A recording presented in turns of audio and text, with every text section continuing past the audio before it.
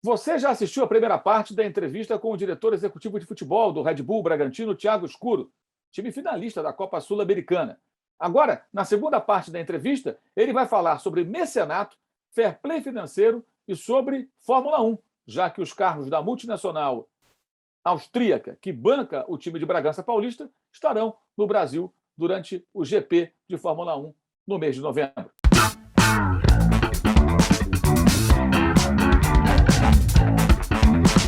Patrocínio Amstel. Tiago, é claro que isso não é uma coisa simples, né? E não depende apenas de resultados ou de um planejamento, mas é natural que um clube, quando ele passa a se estruturar e vai para um outro nível, ele queira fazer a sua base de torcedores crescer. De que maneira você acha que o Red Bull Bragantino pode, no longo prazo, evidentemente, criar um maior número de torcedores que o apoiem? De que maneira vocês olham para essa questão? Lógico, porque mais torcida significa mais receita, mais audiência, mais direito de televisão, enfim. Tá. Maurício, eu acredito muito, nós estamos trabalhando no que diz respeito a marketing nessa direção, que é ter os torcedores locais e os amigos nacionais, né? Tentar tornar o Red Bull Bragantino o segundo clube de todo mundo. Enfim, a gente tem trabalhado bastante para isso, para tentar tornar nossa relação com o mercado extrovertida, respeitosa, criando conteúdos e coisas diferentes para aproximar todos os públicos. No que diz respeito à nossa região, conquista esportiva, sem dúvida nenhuma, é o principal pilar para qualquer clube, construir torcida. Então, é continuar vencendo, continuar jogando no topo nas competições, buscar um título de relevância, investir muito na relação com os mais jovens. E eu acredito que o novo estádio, a nova arena, vai passar a ser um equipamento fundamental para isso, né? Para melhorar o nosso ambiente de jogo, atrair torcedores de outros clubes, que isso hoje tem na região nossa. Então, o interior de São Paulo, ele torce para clubes da capital e tem no clube da cidade o seu segundo time, em grande parte das pessoas, e é que pouco a pouco essa relação seja invertida, né? Que o primeiro time seja o Red Bull Bragantino, que as pessoas tenham o desejo de ir aos jogos, de consumir produtos, de assistir às partidas, de interagir durante os jogos. E sem dúvida nenhuma esse é um desafio de longo prazo, eu não diria nem de médio prazo, né? Isso tende a ser fruto de tudo que a gente está fazendo e vai continuar fazendo dentro e fora de campo. Tiago, recentemente, né, foi lá por volta de abril, maio, né, houve um questionamento feito pelo Rodrigo Capello, que é um jornalista, para quem não conhece, um jornalista que trabalha no Grupo Globo, e que é um cara muito sério, muito especializado na questão de gestão, na parte financeira, né?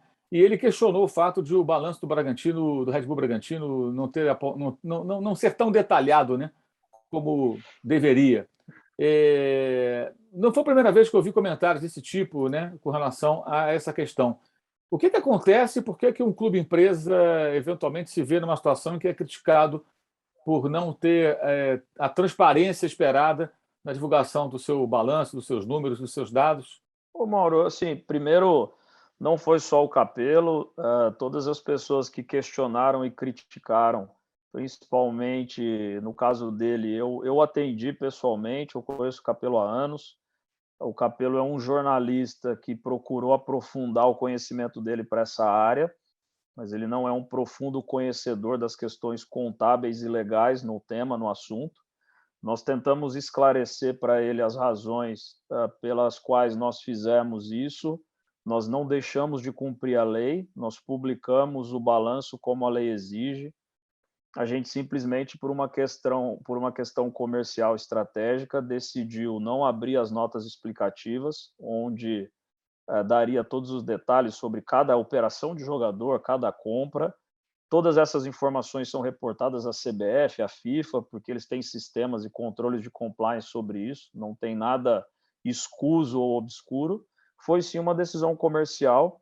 Enquanto não houver uma padronização para a publicação dos balanços dos clubes, um critério melhor elaborado do que o nós temos hoje, a tendência é que a nossa postura seja essa, porque não é o melhor caminho do ponto de vista estratégico da gestão do clube. Isso não significa que tem algo errado ou que a gente esteja omitindo as coisas. Então, no fundo, Eu lamento muito, eu acho que as críticas passaram do ponto, pela frustração do jornalista em não conseguir as informações que ele buscava para publicar análises e publicar artigos, o que eu respeito, mas eu vejo essas críticas como bastante injustas, Mauro, porque por um aspecto mínimo, você afirmar que alguém não é sério, não é honesto ou não é transparente, como foi o caso, eu acho que é exagerado, é desproporcional, e eu espero que a gente consiga convencer melhor as pessoas no futuro das nossas decisões estratégicas do que foi esse caso, né? Porque, de fato, incomoda ser taxado da forma como nós fomos, sem que a gente esteja fazendo nada de errado. Sim, pelo que você está me falando, ou seja, o clube não fez nada de ilegal, mas outros clubes detalham mais nos seus balanços esses tópicos, essas questões em relação ao Red Bull. Não é um pouco contraditório ser um clube que se apresenta dessa forma, falando na gestão, muito profissional, um clube que se propõe a ser até meio que um modelo, uma referência, não revelar completamente dados que em balanços de outros clubes eventualmente você vai encontrar, por exemplo? Ô, Mauro, olhando por essa ótica, eu respeito o ponto de vista. Agora, nós somos uma limitada, nós não temos o processo de aprovação de contas em conselho, e esta é a razão pela qual os clubes acabam publicando.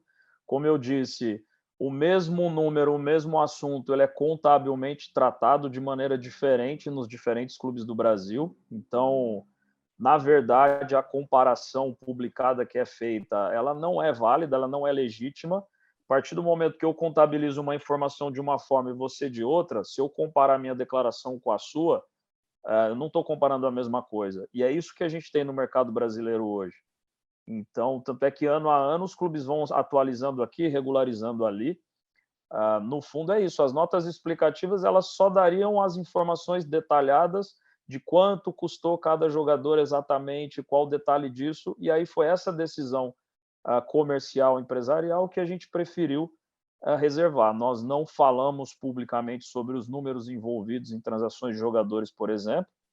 Isso vai criando referências no mercado, isso vai balizando as próximas negociações. Então, foi muito mais uma decisão estratégica. Agora, óbvio que se em algum momento houver uma padronização, uma exigência, onde todos tenham que cumprir as coisas da mesma forma, nós vamos fazer, Mauro. A gente vive um mercado em que os clubes deixam de cumprir com as suas obrigações e continua tudo certo, em que os clubes publicam as informações de maneiras muito diferentes, e aí o mercado respeita e entende. E aí, quando uma empresa decide tratar esse detalhe de outra forma, óbvio que nós estamos sujeitos ao tipo de entendimento que o Capello teve e qualquer outro possa ter. Eu estou aqui de forma transparente, como sempre, explicando o porquê que nós fizemos. Agora, os números principais ali de receita, despesa, o quanto custa a operação do futebol, tudo isso eu posso afirmar que é 100% fiel o que aconteceu no Red Bull Bragantino e não há nenhum tipo de desdobramento de dado ou manipulação ali. Aproveitando esse gancho, Thiago, queria falar um pouco sobre a questão do fair play financeiro, né? O César Grafietti, né, que é o homem que lidera, digamos assim, a equipe lá do Itaú BBA, que faz as análises detalhadíssimas dos balanços dos clubes a cada ano, ele já preparou um projeto para a CBF, né, para o fair play financeiro. E há muita, eu vou até usar uma palavra um pouco forte, mas na acepção da palavra é o que traduz, há muita ignorância do torcedor brasileiro com relação ao fair play financeiro. O cara imagina o seguinte: não, se tiver o fair play financeiro, o Palmeiras não vai poder contratar o que contrata, o Flamengo também não vai poder. Bem, não é bem assim, né? O fair play financeiro ele não proíbe você de gastar, ele regulamenta os gastos em relação à sua receita e tudo mais. Como é que você vê essa questão, né, a necessidade ou não de, urgentemente, de repente, você ter um fair play financeiro no Brasil para regulamentar essa questão e talvez até essa questão contábil dos balanços, né? Queria que você falasse um pouco sobre isso, porque é um ponto que não tem avanço, né? A CBF ela não consegue avançar ou não quer avançar. Maurício, eu sou 100% favorável à aplicação de um modelo de fair play financeiro para o futebol brasileiro. Tenho participado de algumas conversas nesse sentido dentro da CBF. O projeto estava bem avançado para ser implementado já nesse ano. Agora, óbvio que todos esses problemas políticos, essa instabilidade que a CBF vive há algum tempo, dificulta a discussão dessas ideias, quem dirá a implementação. Existem profissionais da área técnica dentro da CBF trabalhando nesse sentido, buscando referências, ouvindo vários especialistas do mercado, como é o caso do César. Pedro Daniel talvez seja o profissional com a maior capacidade que o futebol brasileiro tem e também tem participado desse assunto, nesse aspecto, né, financeiro, governança, compliance, enfim, porque é um profissional que, além de ter todo esse conhecimento da área financeira, trabalha com consultoria para clubes de futebol há muitos anos, conhece Premier League, Bundesliga, UEFA de dentro, porque é preciso ter o conhecimento do ambiente do futebol, da indústria específica, não adianta um profissional que só trabalhou em banco vir trazer ideias, e principalmente olharmos para o futebol brasileiro, né, Mauro? Porque copiar o modelo de fair play financeiro da UEFA para o mercado brasileiro é impossível de aplicar, porque nós temos um ponto de partida aqui que são as dívidas. Como é que você vai equilibrar um modelo que limita investimentos, que o caso da UEFA é um modelo limitador, quando você tem equipes devendo R$ 1 bilhão? Então, eu acho que nós vamos precisar adotar um modelo em que ele seja gradativo. O primeiro passo é cumprir com as obrigações no exercício. Eu acho que esse é o primeiro passo que precisa ser dado. Então, não é aceitável uma indústria como a nossa que os clubes tenham dívidas enormes, que não estejam cumprindo, seja com transferências de jogadores, com direitos de imagem, com qualquer tipo de responsabilidade, e ainda assim contratando e fazendo grandes investimentos para jogar para frente. Então, eu sou a favor, acho que tenho tentado contribuir dentro do meu conhecimento e visão para que a gente tenha o quanto antes um fair play que possa ajudar o mercado a se estabelecer melhor. Assim, em resumo, o que você acha que tem que ser diferente no fair play financeiro brasileiro, se aplicado, em relação à Europa, que sempre é citada como referência quando o assunto é futebol? O grande ponto de partida da Europa, Mauro, e é a crítica do fair play financeiro da Europa, é porque ele limita a sua capacidade de investimento de acordo com a sua receita. Então, o primeiro ponto que tem que ser observado é o tempo, né? A UEFA anunciou o fair play financeiro, se eu não me engano, 5 anos dele ser implementado, depois deu um prazo de mais 3 para que os clubes pudessem gradativamente se adequar. E aí nós vamos olhar o mercado brasileiro, não só Série A de brasileiro. Então, a Série B do futebol, pegando a premissa da UEFA, você não pode aportar mais do que 30% do que a sua receita num patrocínio, por exemplo, em investimento. Então, quando a gente olha para um clube de Série B de brasileiro e Série A de paulista, este é um clube que tem aí, em linhas gerais, 15, 20 milhões de reais de receita no ano, garantidos pela televisão. Então, um clube que tem uma receita de 20 milhões de reais e só pode aportar 30% através de um investimento extra, ele vai conseguir aportar mais 6 milhões de reais. Então, ele passa a ser um clube de 26 milhões, certo? É impossível você sair do status quo. Então, parte desta característica do futebol europeu de os clubes de topo estão sempre no topo, o médio sempre médio, o pequeno sempre é pequeno, ele vem dessa limitação também. Então, quando um investidor compra o clube, é natural que, num primeiro momento, precisem ser feitos investimentos para elevar o patamar dele. E aí, na minha opinião, o Brasil deveria criar limites que considerem o maior da liga. Então, nós não podemos comparar o clube com ele mesmo, nós poderíamos comparar ele dentro do campeonato. Aí existe uma briga justa do ponto de vista financeiro. Então, se nós temos ali Flamengo, Palmeiras, na casa ali dos seus 600 milhões de reais, ok. Não pode chegar a mais do que 80% da maior receita da liga, 70%. Garantir uma proteção aos clubes de maior receita, mas não impossibilitar que clubes de menor porte possam alavancar o seu tamanho ou o seu padrão. Então, e esta é a grande crítica com relação ao modelo de fair play financeiro da UEFA. Ele não possibilita que um clube médio se torne grande mais, o que já aconteceu no passado. O Chelsea é um exemplo, e aí óbvio que é uma outra discussão, eu também não conheço profundamente, mas é tentar entender como que Paris Saint-Germain e Manchester City fizeram dentro desse ambiente para aumentar os investimentos na proporção que eles conseguiram, né? Porque do ponto de vista da regra do fair play financeiro, é muito desafiador você conseguir fazer isso. Então, trazer esse modelo para o Brasil, ele tende a ser muito mais nocivo, porque ao invés de atrair investidores, nós vamos afugentar os investidores. E nós estamos no momento de tentar trabalhar para que maior investimento venha para o nosso campeonato, né? Então, acho que esse é um dos aspectos que, por exemplo, precisam ser adaptados. E agora tem o Newcastle na Inglaterra, né, que comprado lá pelos sauditas deverá também ampliar essa lista de clubes que viram novos ricos rapidamente a partir de aquisições, como aconteceu com o Manchester City, que pertence aos Emirados Árabes, e o PSG, que pertence ao Catar.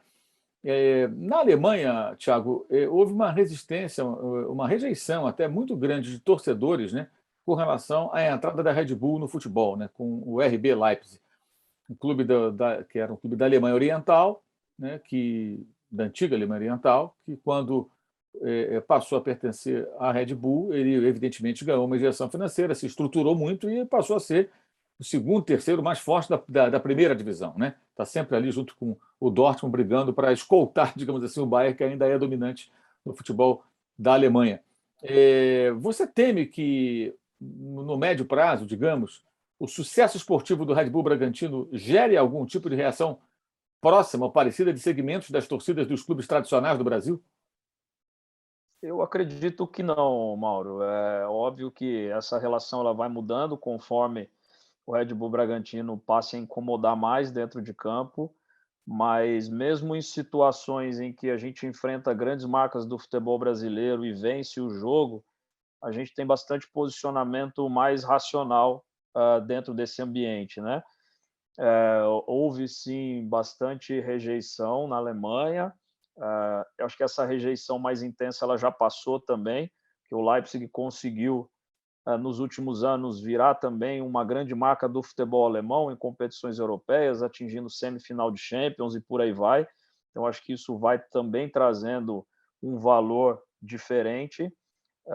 Eu acredito que não, acho que aumenta sim o incômodo, eu espero que aumente, que a gente consiga ter mais sucesso dentro de campo, mas eu não acredito que vá nessa intensidade ou nessa proporção, e a gente tem trabalhado muito para que não vá, para que a gente possa ser um clube que se relacione de forma saudável com todas as torcidas.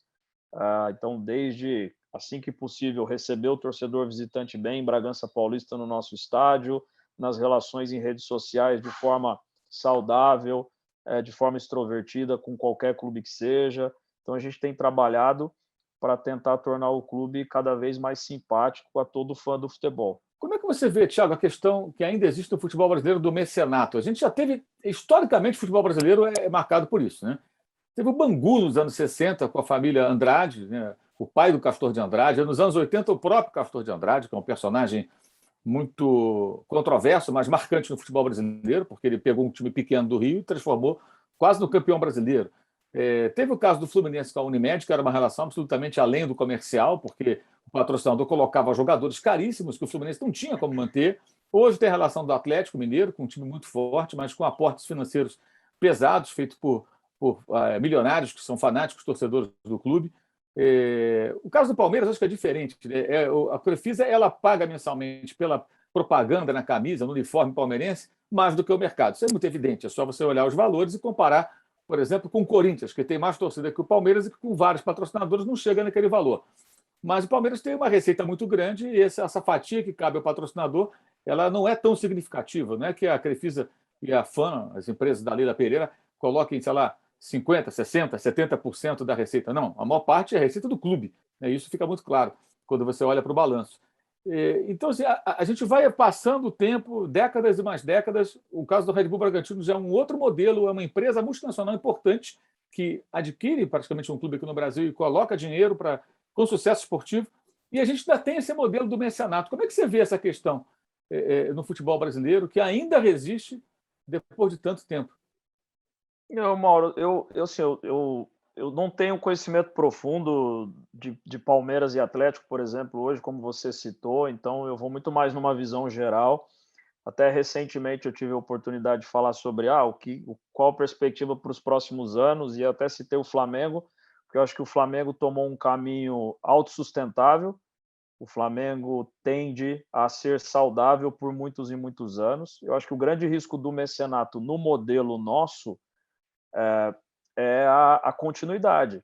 Então, é um comportamento padrão que os clubes que estão sob esse tipo de gestão, eles competem em alto nível aumentando endividamento, e o endividamento fica para a instituição.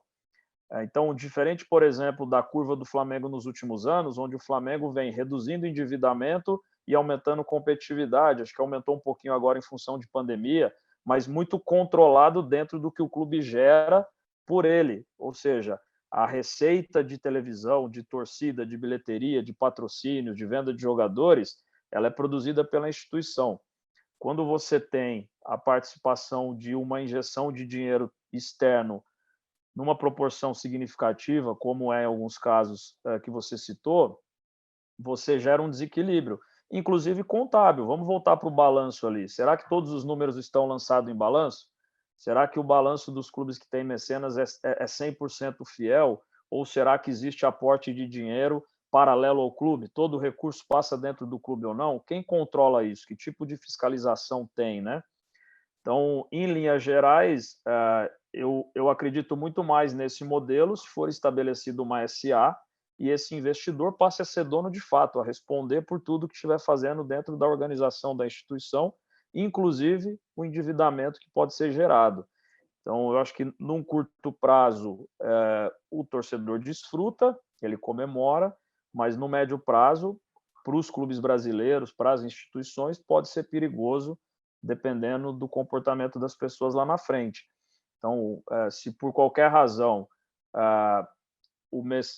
enfim, a gente está usando o termo mecenas, né? Mas se por qualquer razão as empresas que estão hoje aportando dinheiro no Atlético Mineiro decidem sair, a tendência é que o Atlético tenha anos e anos de dificuldade para conseguir se equilibrar financeiramente. Talvez o Cruzeiro seja o exemplo mais palpável hoje, que é um clube que utilizou muito de dinheiro de terceiros em 14 e 15, venceu 2 brasileiros, foi criando uma operação altamente deficitária, acumulando, e aí, com o tempo, o clube acabou atingindo a condição atual, o que é ruim para a indústria, para o futebol brasileiro, uma grande marca nessa situação, né? O Thiago que passou pelo Cruzeiro, né, antes dessa bomba explodir. Até, Thiago, se você quiser falar um pouco sobre isso, seria até interessante, né? A sua passagem pelo Cruzeiro e o que aconteceu depois, que foi depois da sua saída. É bom deixar claro que houve toda essa situação que levou o É, Cruzeiro já caminhando para 3 anos seguidos na Série B. sim, Mauro, eu cheguei no Cruzeiro no final de 15, 13, 14, o Cruzeiro havia sido bicampeão. Enfim, o Cruzeiro já na temporada seguinte brigava para não cair, e aí era possível já visualizar que o caminho era de muita dificuldade financeira para os próximos anos. Uma das frustrações profissionais que eu tenho é não ter conseguido convencer mais pessoas ali no dia a dia de que o caminho tinha que ser outro, né? Então, era reduzir investimento, trabalhar mais a base para poder equilibrar as contas ali, mas infelizmente logo na sequência o Cruzeiro tem uma nova gestão ainda mais nociva, que continua, enfim, gastando mais do que arrecada, se endividando, apostando só no sucesso, jogando para frente, né? Então, até a decisão de sair do Cruzeiro foi muito por isso, porque não era possível desenvolver um trabalho consistente do ponto de vista de gestão naquela cultura que estava estabelecida ali. E eu espero que o Cruzeiro consiga se reorganizar aí, porque uma torcida espetacular, uma das maiores marcas do futebol brasileiro, numa grande cidade, mas o caminho tende a ser muito longo, né, Mauro?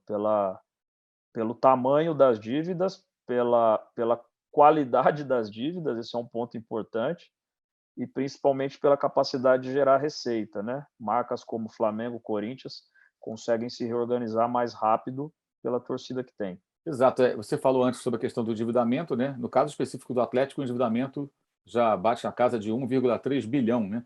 E o Atlético teve no ano da pandemia, no ano passado, já com a pandemia, uma receita de aproximadamente 140 bilhões, então é quase 10 vezes mais a arrecadação do ano passado. É claro que agora, em 2021, o clube deverá arrecadar mais com a possibilidade de títulos, né? Então deve subir essa arrecadação, mas ainda assim há uma distância, uma desproporção muito grande, né? Entre a dívida do clube e a própria receita, né? E até, se eu entendi bem, se eu estiver errado, você me corrija, Thiago, quando você fala do caso do clube virar empresa, se o Abramovich fizer investimentos loucos no Chelsea e criar um endividamento, a dívida é dele, ele é o dono do clube, ou seja, se ele for vender esse clube para alguém, ele vende um clube endividado. Então, o valor do clube diminui, ou seja, o novo comprador ele vai negociar como se fosse uma grande empresa com as ações em baixa, né? Você vai comprar por um preço melhor, você vai negociar em condições favoráveis. No caso específico do mecenato, seja lá qual for o clube, quando se afasta o mecenas, a dívida é do clube e o mecenas, muitas vezes, ou quase sempre, ele é o credor, na verdade. Ele tem a receber do próprio clube. Isso é que costuma acontecer. Por isso, eu acho extremamente preocupante que os clubes grandes do Brasil ainda vivam nessa roda viva, porque realmente é um caminho que geralmente não acaba muito bem. O caso do Cruzeiro é o mais grave, porque não envolve só isso, tem questões até policiais ali, né? Ministério Público e tudo mais que estiveram lá no clube. Mas tem o caso do Fluminense, que viveu aí um mundo maravilhoso e, de repente, acabou tudo. Em 2014, sai o patrocinador e o Fluminense até hoje tenta se recompor. Seria mais ou menos esse o paralelo? Eu queria que você até falasse sobre isso, essa coisa do Chelsea e os clubes que têm esses apoiadores aqui no Brasil. Ô, Mauro, eu entendo que sim, assim, o Chelsea é um bom exemplo de como o modelo de fair play financeiro europeu ele é limitador e esse precisa ser um cuidado. O Chelsea não existiria no modelo atual. Então, quando a gente acompanha o desenvolvimento do Chelsea, é uma organização que teve grande investimento no início na sua construção, transformou esse clube num clube de ponta em qualquer competição que participa, renovou o seu estádio, elevou as receitas e já tem alguns anos que a gente não ouve grandes aportes de recurso do Abramovich. Essa já é uma coisa do passado. Ou seja, ele conseguiu estabelecer o clube autossuficiente num patamar alto através do investimento. Então, este é um caminho que o futebol brasileiro precisa abrir a possibilidade. E aí eu não estou defendendo o modelo do Red Bull Bragantino, porque, de fato, no modelo de fair play financeiro, nós teríamos dificuldade de fazer o que nós estamos fazendo. Mas eu estou olhando mais para baixo do futebol brasileiro. Série C, Série B, as equipes menores. Então, não seria legal o Juventus da Moca conseguir ter um investidor que o torne um clube mais saudável? A Portuguesa, o Botafogo do Rio e tantos os outros clubes tradicionais, marcas que são muito bacanas, que hoje vivem uma dificuldade financeira grande. Então, é nesse sentido, e aí eu concordo 100% contigo, o modelo como o dinheiro dos terceiros entraram nos clubes de futebol nos últimos anos, o tempo está demonstrando o quão nocivo ele pode ser para a organização e para o clube, né? Porque, de novo, o endividamento fica com a instituição, e aí, óbvio que cada um tem um objetivo, cada caso é um caso, eu também não conheço por dentro todos eles, mas teria que ter por parte, na minha visão, principalmente de quem organiza a competição, que é a CBF, um controle maior sobre essas questões, porque são filiados da competição que ela organiza, que é o ativo, né? O ativo da CBF é o campeonato, então ela precisa regular melhor os membros desse campeonato, né? Thiago Escuro, qual a dividida que um clube com o perfil do Red Bull Bragantino não pode perder? O caminho de médio prazo, Mauro, é muito sedutor desviar, tem muitas pressões, é um modelo muito diferente. Então, essa visão do modelo de jogo, do perfil de jogador, é uma dividida que nós não podemos perder, precisamos continuar no caminho que nós estamos. Thiago, para encerrar, agora em novembro tem o Grande Prêmio Brasil de Fórmula 1, o líder do campeonato, o Max Verstappen, é um piloto da Red Bull, né, um piloto jovem, como você falou, né, a Red Bull tem jogadores jovens, tem pilotos jovens, e quando foi contratado ele era quase um adolescente, né? Está aí na bica de ser campeão, pode estar disputando com o Lewis Hamilton o título mundial mais uma vez. Como é que o clube vai tentar, se é que existe alguma coisa, fazer algum tipo de utilização desse momento, né, com a Fórmula 1 no Brasil?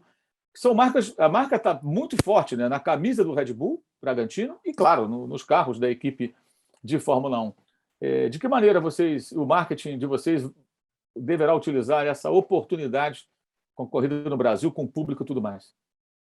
Mauro, de diversas maneiras, a ideia é ter momentos ali com os pilotos para poder ativar e fazer essa interação entre o clube de futebol no Brasil e a escuderia de Fórmula 1. tem previsto sócios torcedores vão ser contemplados com acesso não só ao dia da corrida, mas aos treinos também, em áreas premiums do autódromo. Isso faz parte dos benefícios do Red Bull Experience, que é o programa de sócio torcedor. Então, essa interação entre os ativos do mundo Red Bull, nós procuramos utilizar da melhor maneira possível, seja eventos de skate, surf ou qualquer outra modalidade, mas óbvio que o Grande Prêmio do Brasil de Fórmula 1 é um momento especial para a gente poder criar essa proximidade. E o Verstappen adora futebol, é um fã de futebol, gosta de brincar com bola frequentemente. Eu espero que a gente consiga ter uma aproximação legal com ele aí. Legal. Esse foi o Thiago Escuro, diretor executivo do Red Bull Bragantino, conversando conosco no Dividida. Thiago, boa sorte para o time no dia 20 de novembro em Montevidéu, na final da Copa Sul-Americana, no jogo contra o Atlético Paranaense. E parabéns pelo seu trabalho. Obrigado por conversar conosco e compartilhar um pouco da sua experiência e do seu conhecimento com quem acompanhou o Dividida contigo. Obrigado, Mauro. Eu que agradeço. Parabéns você pelo trabalho, pelo Dividida. É um prazer falar contigo sempre, principalmente para falar de gestão e organização de futebol. Somos fãs do assunto. Obrigado e ótima jornada. Legal. É isso. Até o próximo Dividida. Valeu. Saudações.